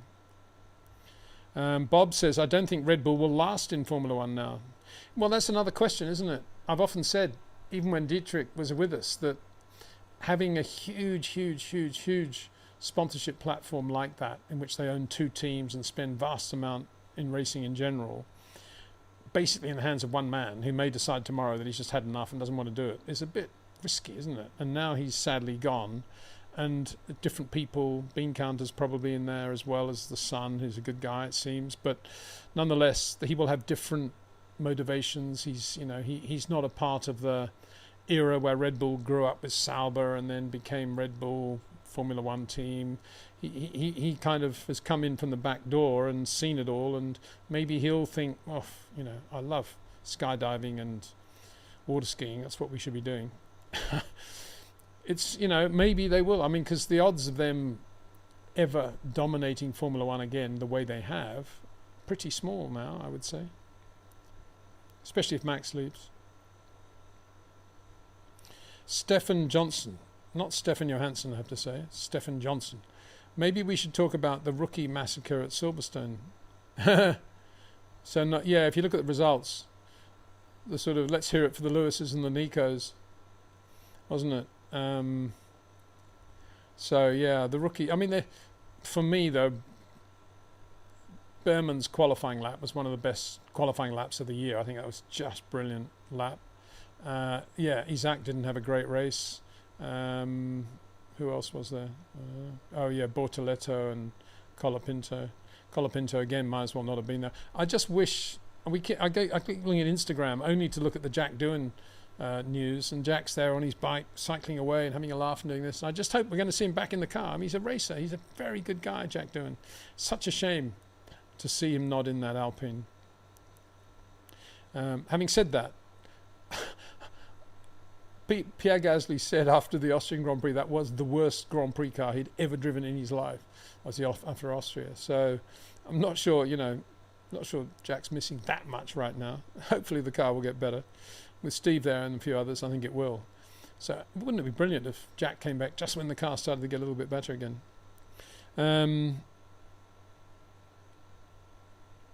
Bob says, if Max leaves and the car is bad next year, I can see Red Bull pulling out and selling. Yeah. Why would they stay? I agree with that. So then there's a lot of people just echoing this. So if Horner's getting fired, does that mean Max is going to stay? I don't think was all that. I mean, I can't believe Max is thinking, now if Horner's gone, the car's bound to be quick and I'm going to stay at Red Bull now forevermore. Brilliant. Car's going to be brilliant. Why would he think that? It's like Horner's nothing to do with the development of the car. Nothing. So, if Adrian Newey was coming back, or Rob Marshall or other stuff going on, it would be different technical stuff. But Christian isn't. If Max is thinking that way, then I'll be very surprised and disappointed, actually. James Skinner says Red Bull is effectively finished. David Joe Klotz. Alan Permain is the new Alpine team principal. Excellent choice. Is he? I didn't know that. Because he was at Racing Bulls. When did that happen? I think Steve Nilsson has just gone there as managing director under Flavio Briatore. Anyway, going back to Alan Permain, very good man, as ever. One of the top guys at Racing Bulls, like Jonathan Eddles, and one of the reasons that team is so good. Alan Permain should get a lot of credit for that. But as it happens, Lauren Mekies is getting a lot of credit for that. But then maybe he was the guy that I hired Alan Permain. So there you go. Alan's very, very good. You're right. So what was moving on? 35. It won't be the end of Red Bull Sports. They're involved in nearly every single sport on the planet. Yeah, well, they created a whole lot of sports, didn't they, as well? Lots of sports I've never even heard of. If you go to their media hub, whatever it is, Red Bull Hub, it's very good, actually. There's so much stuff there. Surfing is brilliant, the surfing stuff they do. I love it. So a lot of people talking about Red Bull. And so Horner, yeah. Which of the other teams are most likely to be interested in Horner? Bono, Bronk. Everybody's thinking Horner's desperately going to be wanting to continue. Would he? I mean, he's not exactly 25. He's had a very, very intense and successful Formula One career with a large number of rocky moments as well. And now he's presumably got lots of money, beautiful house, family. Wouldn't he want to just chill out and then 4 or 5 years from now see what's there? Maybe look at some sort of presidential role in some respect. Isn't that that's what I would do? But I mean, maybe he wouldn't. Maybe he's desperate to go to another team now.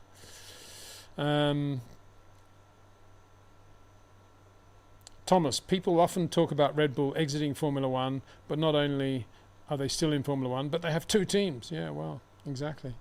I think they've been wanting to sell. I think the second team's been for sale for the last 10 years. It's just that nobody wants to buy it because it's a very expensive proposition to run a team out of Italy.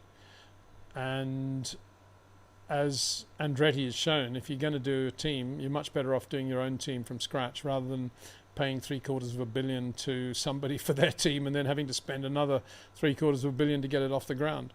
So, yeah, that whole business of the value of the teams and selling the franchise, it's taken a bit of a hit because of what Cadillac and Andretti are doing. And if you're Gene Haas now, you're thinking, yeah, okay, my team has got to be worth whatever, $500 million or 400 million, whatever you would think.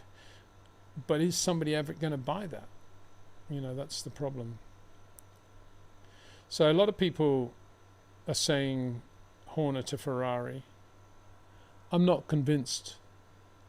Well, I'm not convinced, obviously, but for me, that would be, okay, what's Christian going to be able to do at Ferrari that Freddie Vasseur is not doing at Ferrari right now? You know, I don't even know if he speaks Italian, does he? So, I mean, why would he suddenly, as I say, if he arrives with Adrian under his wing again, or Rob Marshall, or a few very good engineering people from other teams, yeah. But if you're not going to do that, the problem Ferrari got is engineering in the car. It's not anything else. Yeah, some mismanagement in the pit wall and everything, yeah, but Christian he wouldn't even tidy that up, because look what happened to Red Bull in Spain. Disaster. So there's, why? Why would you do any of that?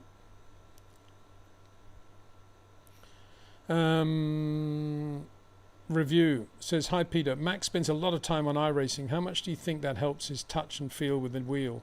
Does that kind of time strain sensitivity in car control like his Spain save this year? I think it does sharpen up his wheel movements, probably.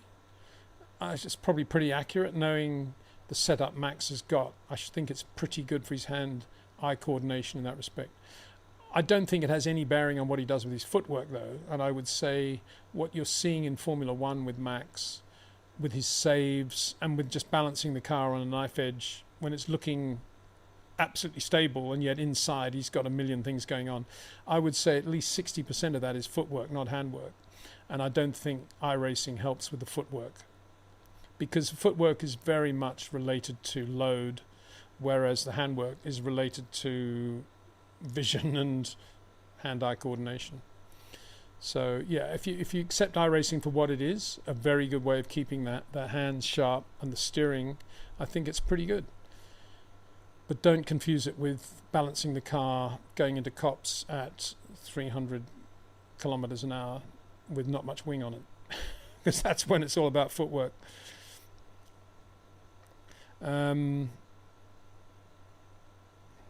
Jack Scam says, imagine this Hamilton Horner versus Max Toto. Imagine this, Hamilton Horner versus Max Toto. Yeah. So, stop apologizing. That's the name of this person. I reckon they lost Verstappen, and that was the final straw for Christian. Oh, that's an interesting take. Christian said, "Oh well, if Max is going to Merck or Aston or whatever, I'm out of here. I'm not going to run this team for Isaac Hadjar and Liam Lawson." Yeah, maybe it's that. That's a new spin on it. Bob says, "I'm English and Oscar's my guy." Well, yeah, he's a racer, isn't he? But then, effectively, Australia, England, all one and the same, isn't it? Yeah, right. Well, that's good to hear you, Bob, being so generous there. And it's good, we should respect talent for what it is rather than what nationality is wrapping it, is enveloping the talent. It's all about talent, and Oscar's got plenty of that. And he deserves to have billions of fans around the world because he's a very, very good driver, a good bloke, and a very good example of how Formula One drivers should behave, I think. And I don't think he ranted and raved and sulked after the race. I think he just showed his displeasure. He said on the radio what he felt should have happened, and now he will have put it behind him. You think Oscar's thinking about Silverstone now? Nah, he's probably looking at the news thinking, oh, Christian Horner's leaving. Oh, okay. All right, mate, let's go. And then all he's thinking about is Spa. He's thinking about Pouin. He's thinking about Blanchimont. He's thinking about where he's going to break into La Source if he's got Lando right behind him. He's thinking of the first lap if he's on the pole, first lap if he's on the front row but on the other side. He's thinking about all those things as he's driving around in his road car or in the shower or doing whatever he's doing. So he's just a racer. I'm not saying all the other Formula One drivers aren't either, but Oscar's much more low key when it comes to being out there. He just, gets on with his life, doesn't he? Good bloke. I've never ever agree that it was the right thing to leave Alpine when he did, the way he did, because I'm of a generation where, Jackie Stewart did not have a written contract with Ken Tyrrell, and it was nothing but trust. And here's Alpine announcing him as a race driver. And he still walked away from it and went to McLaren. And I've always made the point that if it was a straight option between Alpine and McLaren, you would go to McLaren. Obviously, no brainer. But he did have an obligation at Alpine, and Alpine, in my opinion, did give him quite a lot of stuff. Not all that he wanted, and it wasn't in writing, and there were a lot of things that did not stand up under legal microscopes. But I still think that from a long-term sporting perspective, the right thing would have been to stay at Alpine and then maybe leave at the end of that year.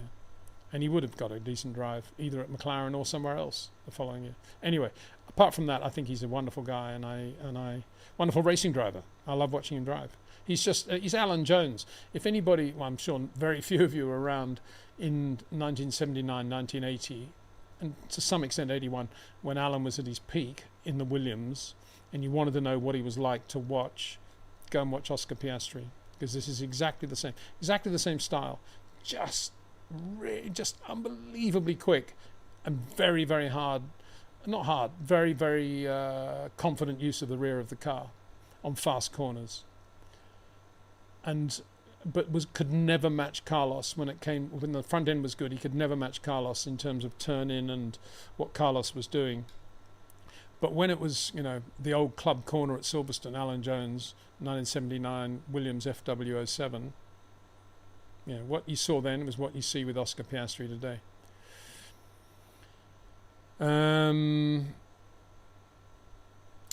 Trail Break 3, yes, Red Bull had 2 winning eras with Seb and Mad Max.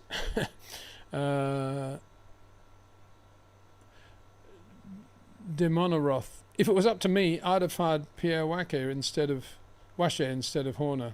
Wache is much more responsible for the horrible car than Horner.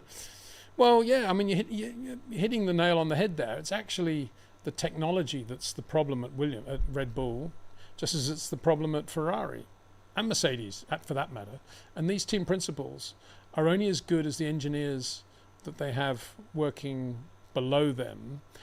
But it's not quite as simple as that, because there's a way of getting the engineers to work together, and there's a way of getting the engineers not to work together of your team. And there's also a way of getting the right engineers to the team at the right moment. And Christian did that for a long time at Red Bull with Adrian. But he doesn't have that now. Ferrari don't have that now. Mercedes don't have that now. McLaren do. McLaren have done a very good job of getting the best from the whole Adrian Newey era without actually getting Adrian. It's amazing, actually. And I give a lot of credit to Rob Marshall for that. I think he's got a really good racing brain. And it's no coincidence. I think Adrian, he was the first guy Adrian hired ever. Certainly when he went to Red Bull, the first guy hired was Rob Marshall.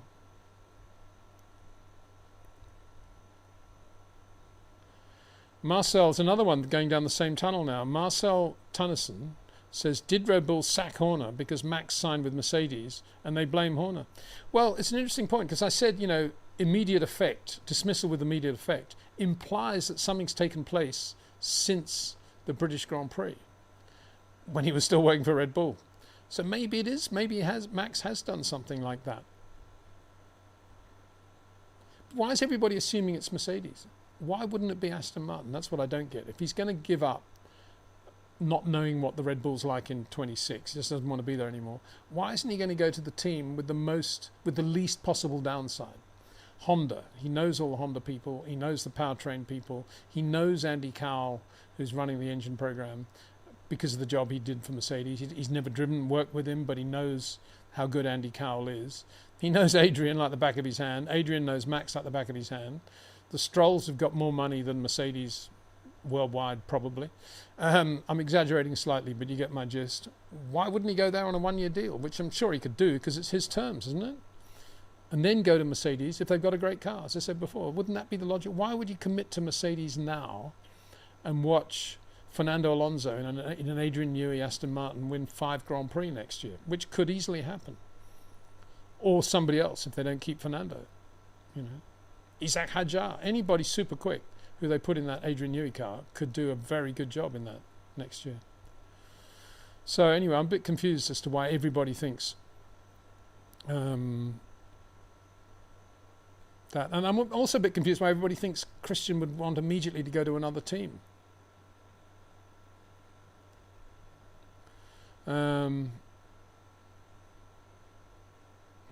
Juan Marin says, about Horner, why now? Well, yeah, we've been talking about that one, because if it's immediate effect, it's normally that phrase is used when somebody's done something very bad and they're either about to be arrested or about to do something. And it's something that's taken place in the last 24 hours. Because he was working for Red Bull at Silverstone, there's no doubt about that, and he's not anymore. So something's happened. And it could be Max. Or it could be, the court case is not going to go in a good direction and they don't want to have to go through that. Could be that as well. And they've got that intel.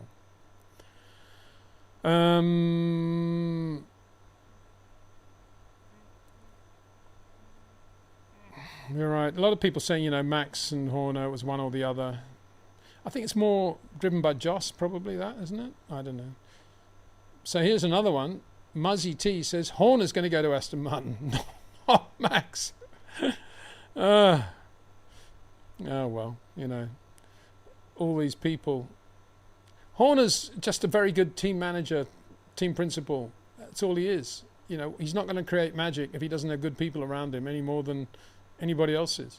If you want a good guy to go in and kick some butt, I would say you get Jonathan Wheatley. Too late now because he's gone to Sauber, but Christian should never have let that guy go.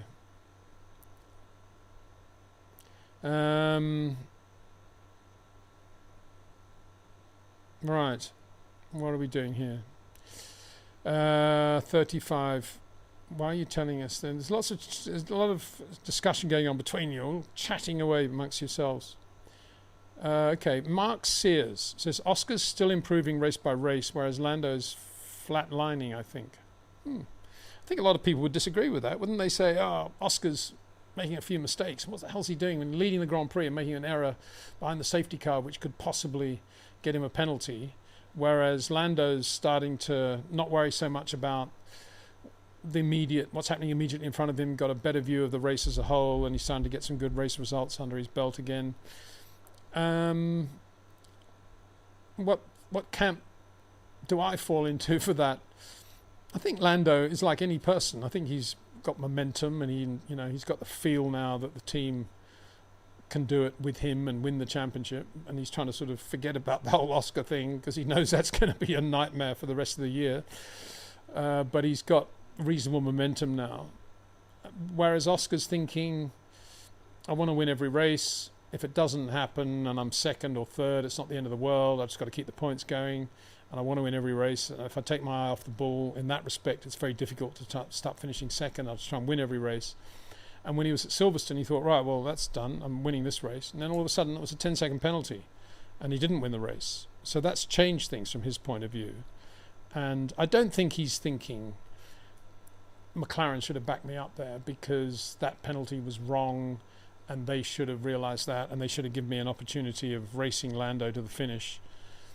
I don't think he's thinking that. I genuinely think by Monday morning he thought, nah, there's no way McLaren were going to start swapping positions, because apart from anything else, we both would have been driving flat out then, and who knows what would have happened.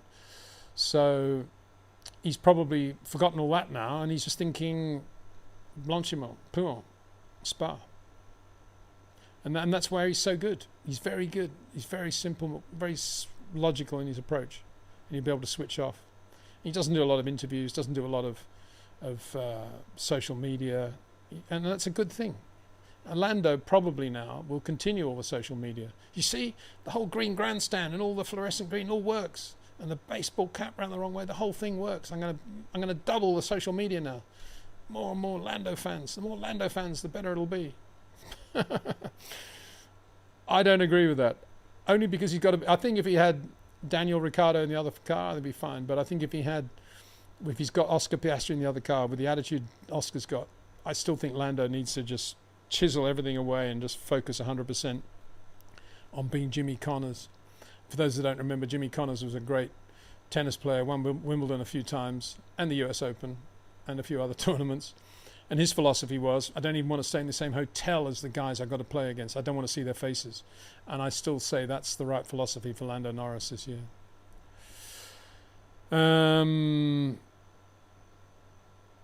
David Johnson, I think he's replying to somebody saying, is Formula One going to die? He says, oh no, he's saying, because that is what I will do. Stop watching Formula One. I never said I would be missed or Formula One would come to an end. No wonder. And it won't. Duh. Oh well. I think he's saying that to me because I said Formula One isn't going to die, but I think he's saying he's not interested in Formula One next year, probably. So another one. Rich Noons says, how will the FIA police information being transferred from Laurent Mekies as he switches teams, given the V-carb is performing better? Oh, another of these rules, regulations. But it's the same team, isn't it? Where does that work when it's all owned by the same people? And isn't there a Red Bull Technology Centre that he can sort of mishmash all that stuff through anyway? I wouldn't worry too much about that. If it was a totally different team, I think it'd be it'd be a different thing, wouldn't it? Omar says, Peter, on both safety car restarts, Oscar applied nearly identical brake pressures. Why was the penalty for the second and not the first, or maybe even a warning for the first? Well, yeah, exactly, as I've been saying earlier. And Oscar made that point. And I make the point also that George Russell didn't exactly...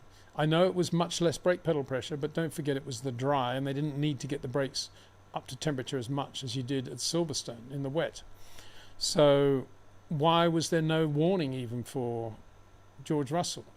What there was a protest from Red Bull, and they went through it, and every one of the points made by Red Bull that George braked unnecessarily hard, forcing Max to move to the right, it was unsporting-like, all of that was thrown out immediately. So if that happens, somebody appeals is thrown out, it's a bit of a sort of carte blanche to thinking, well, okay, if I'm leading a Grand Prix, I think I'll do the same. I can't blame anyone for doing that. He braked obviously massively hard, 60 psi, 59.8, but that is how cold the brakes were. And if you think about it, they say it was dangerous. I'm sure it was dangerous in the sense that you can have a crash at 50 kilometers an hour as you can at 250, but it was dangerous. But with the subheading that everybody's brakes were cold, and everybody probably wanted to stand on them that hard as well.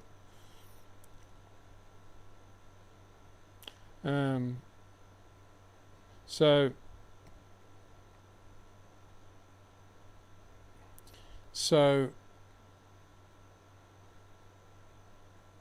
Ben Ubaid Sadler says, I'm with Peter. No conspiracy or FI bias, Brits.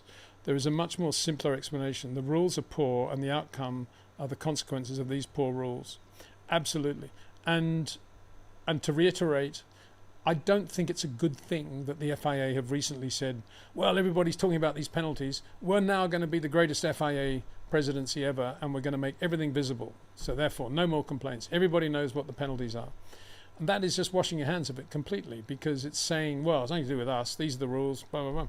And that's exactly what we saw with Oscar. You know, it was an application of a rule with a draconian penalty, a stop-go 10-second, as it turned out, against an infringement that had a number of variables in it, which could have been argued afterwards the same way Mercedes argued against Red Bull when Red Bull protested in Canada. But because there was a pit stop, he had to serve that penalty, and all that went out the window. And that's where it's wrong. It's the penalties are far too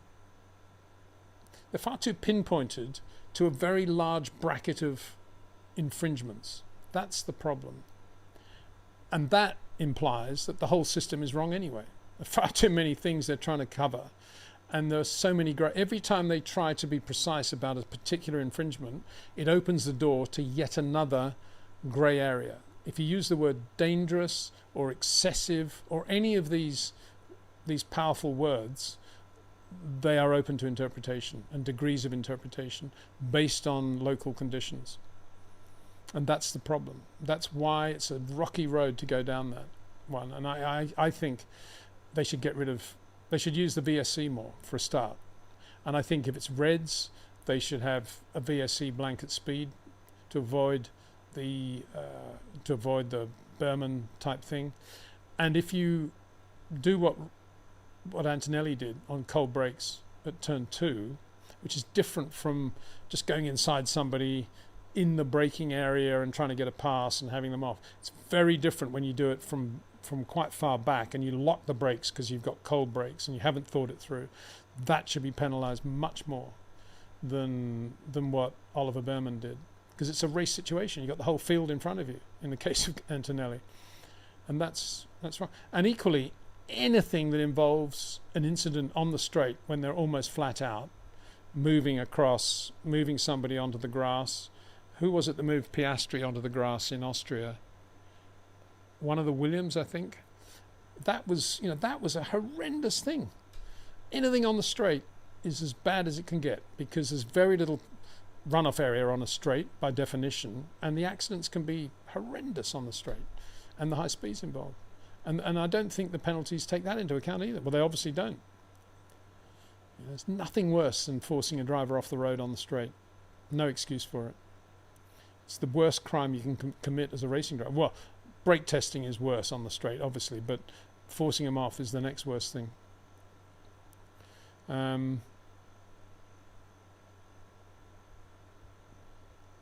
Right.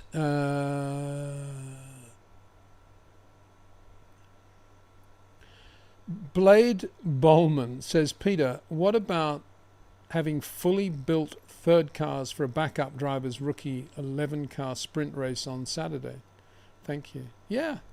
Well, that would be good, wouldn't it? So that's a sort of watered-down version of what I always wanted to do, which is to have a second-tier world championship anyway of last year's Formula One cars, or older, not the current cars anyway. It can be 3 years old if you want, but certainly not the current Formula One cars, driven by the rookie drivers and other drivers all in the colours of the Formula One teams.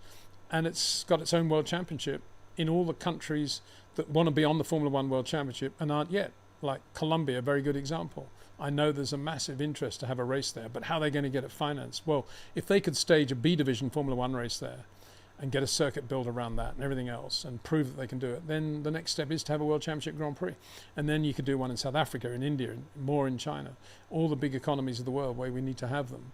And this could be a second-tier World Championship owned by Liberty with its own TV rights, with its own sponsorship and everything else. It'd be a great thing, rather than all these third drivers sitting around doing nothing with headsets on, driving occasionally on very rarely do we have somebody doing what Alexander Dunn did for McLaren in Austria. They usually don't get the chance, do they? I mean, I don't think Dino Bogdanovic got a great chance at Ferrari, for example.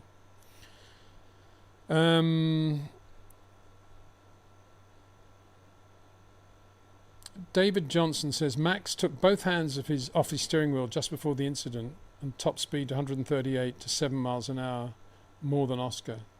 Yeah. No, it wasn't good, but then again, it's because there's no specific rule. I mean, everyone's knocking Oscar about this, but well, I think you are, but not knocking it, but you're pointing out how big the speed thing was.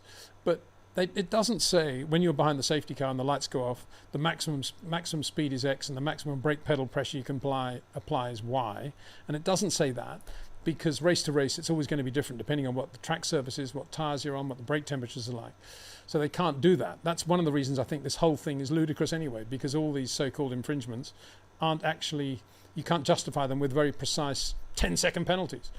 So, hopefully I've made that point. But I think, the problem is that there's so much grey area that you can't expect drivers like Oscar to know exactly how much brake pedal pressure to use when they see George doing what he did in Canada.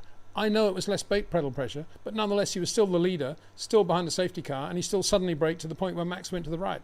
Whether, okay, it was 30 psi, not 60. But the precedent was kind of set then. That's the point. And that was a protest. So everybody got to read all the results, and it was, oh no, George was fine. Not even a warning. So what's Oscar going to think going into the British Grand Prix in that situation when he's got unbelievably cold brakes and he wants to get the things heated up as quickly as possible?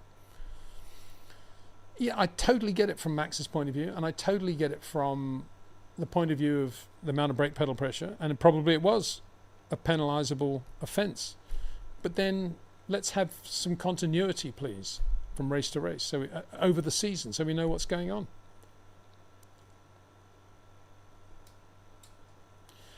Susie Perry says, is this actually the last year of real Formula One? Are we in the end of times for motorsport as a whole? The petrol engine is over. I think it's so sad. Well, I hope not. Let's not be too depressing about all this. I did say Toyota are doing a nice job with their hydrogen engine development in the rally car, and that is still, and I think the FIA are looking at it, but they're going so far down the electrification road, it is a bit depressing, I agree, in terms of noise and drama and everything we expect from Formula One.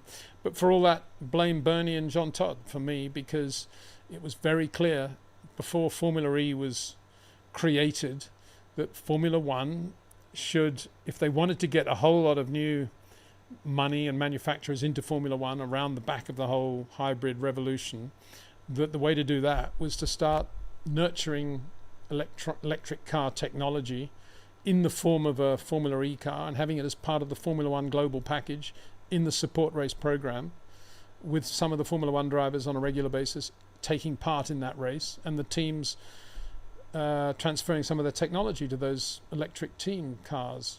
And that's what it should all have been owned by Formula One, and that would have left Formula One to be normally aspirated engines burning lots of fuel and making lots of noise, and they justifying their existence in the future by having this B division championship or support race championship like Academy.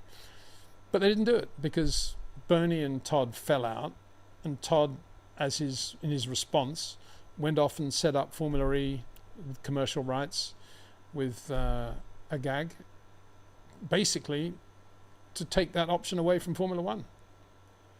And that's why we are where we are at today. It's the same thing with tyres. If we hadn't driven Michelin out of the sport, accusing them of cheating, we'd probably still have Michelin tyres in Formula One. Everything goes back to a certain point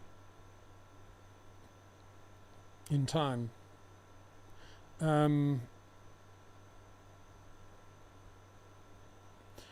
Patrick Castile, draconian penalties, though passport matters. It determines if you get a penalty and how draconian it will be. Well, I just hope you're not right. That's all I can say. George didn't get one in Canada. Oscar got one in England. So I don't know. I don't think. Was it Vitantonio Luzzi was the driver steward, I think, at Silverstone, Italian. He'd be a bit of an Oscar fan, I would have thought, knowing Bit. I don't know. So David Johnson, yeah, that's a good point, but an obvious point. Oscar wasn't even racing Max; he was just preparing to gap the safety car. Muzit says, Peter, what do you think about Christian going to Aston Martin? Well, I don't see. Well, I mean, he knows Adrian. Didn't Adrian leave because of the Christian thing, though? I thought that was what everybody was saying at the time. Adrian's leaving because he didn't like the way the whole Christian scandal was going on. And so why would Adrian now approve of Christian going to Aston Martin? That doesn't make any sense to me, that one, really. Unless everybody got it wrong and Adrian desperately wanted to stay at Red Bull but left because he got paid so much money by Stroll, which is always a possibility, of course. And Horner will be the same. I don't know. So saying Cameron's live regarding Horner. Yeah, I'm sure he is. So switch over to Cameron, please, if you... He'll give a very good insight as well. He's very good, switched on. David Johnson says, I think he's correct here. Newey is the magician, not Horner. Well, he's absolutely right there. Doug reckons he's going to go to Ferrari. Very few people are saying he's going to relax at home and walk the dog, isn't it? That's what I do all the time, walk the dog. He's still over there. Dexter, what's going on? Dexter, come on. Come on, Dexter. Come on. Still sleeping. We did a very long walk this morning, actually. It was quite hot too, humid. So Malma Talovic says they should sack him. They should have sacked him last year and promote Wheatley. Yeah, well, you know, I'm sure Jonathan would have stayed at Red Bull had he been promoted, but I think there would have been a way for Christian to have created a position for Jonathan in which Jonathan could grow at Red Bull and to acknowledge. And I think that was, for me, that was one of his biggest mistakes in recent times, was not to let Jonathan grow at Red Bull and to let him go to Sauber. And I've always thought Jonathan Wheatley is one of the best pit lane guys out there. Alan Permain would be another for sure. Horner to Alpine. Briatore likes Horner. Yeah, but he's got Steve Nielsen, and Steve is young and fresh and hungry, youngish and fresh and hungry. Whereas Christian, what would Christian be able to do that Steve Nielsen couldn't do there? Very little, I think. Right. So, Derek L. Peter, thank you for your time. What would happen with Nico in a top car? He's always able to run quite high with much lesser cars. Oh, if Nico Hülkenberg was in a McLaren and had been in a McLaren since last year, I think he would have won several Grand Prix. Not sure he's as quick as Oscar, but he would certainly be giving Lando a hard time on a regular basis. Probably quicker than Daniel Ricciardo, I think. And Daniel's last year at McLaren. No, Nico's really good. And he's right now, you'd have to have no knowledge of Formula One at all if you're a team principal, not thinking that you should never forget about Nico Hülkenberg as a potential driver if the opportunity is there, because he's that good. He's so versatile in so many different conditions on the track, and he's a very good race driver. He's really improved in terms of his consistency throughout the race, and he's very good at starts. He's very good in traffic. He's very good in understanding what he needs from the car in order to be quick, when to push, when to shove, and if he's not quick, making the most of it, going into the race with lots of tyre options and getting on with it. He's just a great racing driver. So what do you think? 413 Tobacco says, I think Max would prefer to have Newey designing his car. Well, yeah, I think everybody would. I think Fernando's desperate to keep that drive because he just wants to know what it's like to drive an Adrian Newey car.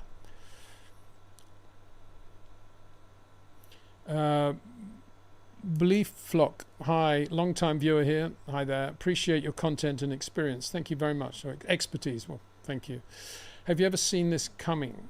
Well, I think we all thought when the whole Horner scandal thing began, we all thought it's a bit of a difficult one, this. And so it's a bit like the Max thing, isn't it? You know, I assume Max would resign immediately, Max Mosley, not Max Verstappen, Max Mosley, and when all that stuff happened with the News of the World. But he didn't. He carried on for a couple of years, and so it was with Christian. I assumed he would resign pretty soon after that, but he didn't.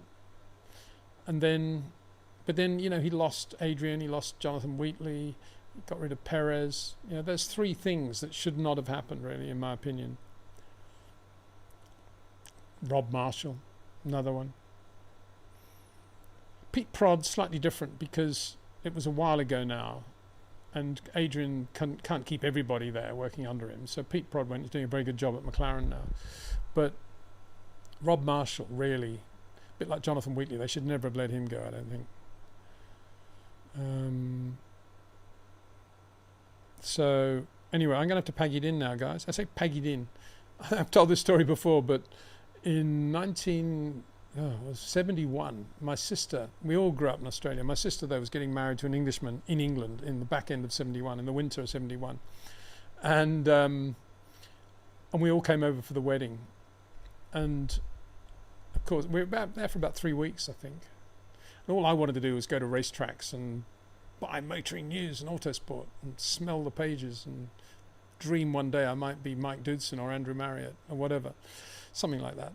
And anyway, at one point, and I bought that's right, Keith Holland, very good driver, very underrated, winner of a couple of big Formula 5000 races, did the Tasman Series in 70 with a McLaren, amazing. And I volunteered, without my mum's permission, to let him and his manager, Eric Seal, stay at our house. We had a lovely house on the beach, not the beach, on the harbour in Sydney, which my dad bought for under 5,000 guineas, as they were, in 1959, I think. And it went on to be, you know, when he sold it, it was then demolished and flats were built. It was a lovely place to grow up, anyway. And Keith and Eric couldn't believe it. And they loved this house, and there they were. And it wasn't that far from Warwick Farm. They drove to the track every day, and I got to know them quite well. Anyway, when I came to England in 71, I rang Keith Holland and said, I need a car, Keith. Can you sell me a car? Or can I use a car? And he said, oh, yeah, I've got this old Vauxhall VX490 you can buy. Yeah, it's 200 quid, mate, for the 3 weeks. Anyway, I bought this Vauxhall VX490, drove down to Goodwood, because I'd never been to Goodwood before, and it was freezing cold, you know, icy.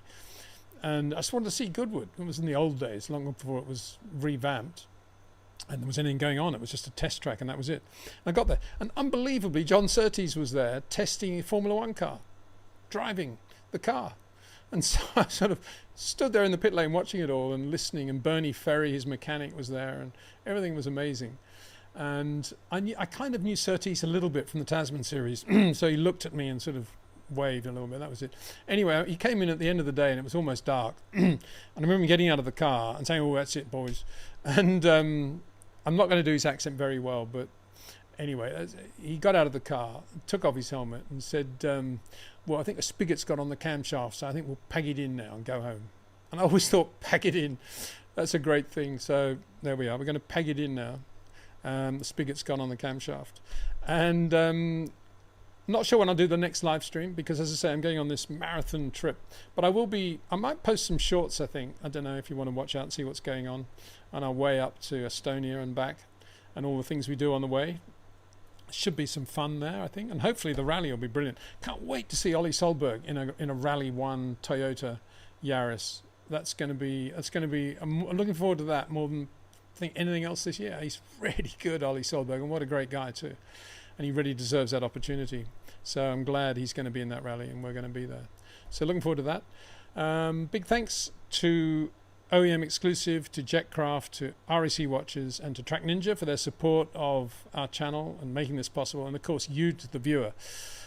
Big thanks to you. Without your support, these live streams certainly wouldn't be happening, and A and B, the channel wouldn't be going the direction in which it is. So thank you very much indeed for that. Thanks for watching, and we'll see you on the shorts fairly soon, and then obviously back again for the Belgian Grand Prix at Spa. Thanks for watching.